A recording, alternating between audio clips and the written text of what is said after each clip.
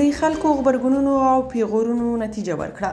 له زندان څخه د جنرال مبین ازادېدل او غبرګونونه جزئیات هم دلته وګورئ او چینل سبسکرایب کړئ.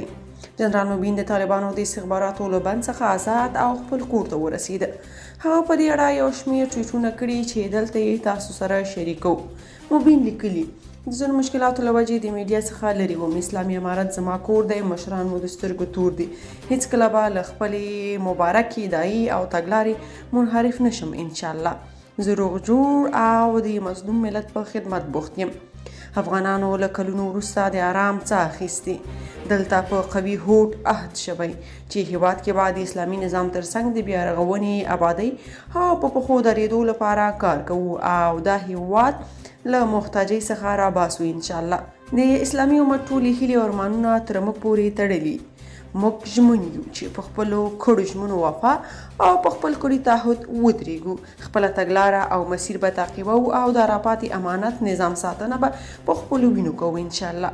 د هغه د خوشي کېدو په اړه طالب پلویانو بېلابېل غبرګونونه ښودلي چې دلته یې درسره شریکو.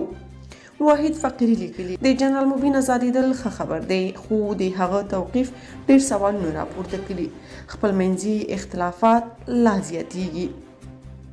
د عباس ستانکزي زوی لیکلي جنرال صاحب په خیر خلاص شو. خلک په دې وپوهېدل چې جنرال صاحب بې ګناه دی.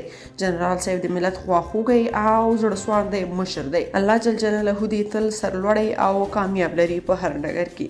محمد قریشي لیکلي جنرال مبین لکه چې وروسته له سافټویر اپډیټ کولو په موقتي ډول خوشي کړی. فیضان لیکلي جنرال صاحب په خیر راغلی. موږ مبارزین دا څو ورځې داسې وو لکه یتیمان. یو شمېر افغانانو بیا لیکلي که جنرال مبین وروسته له دې د پاکستان پر ضد څرګندونې ونه کړې نو ښکاره ده چې سافټویر یې اپډیټ شوی.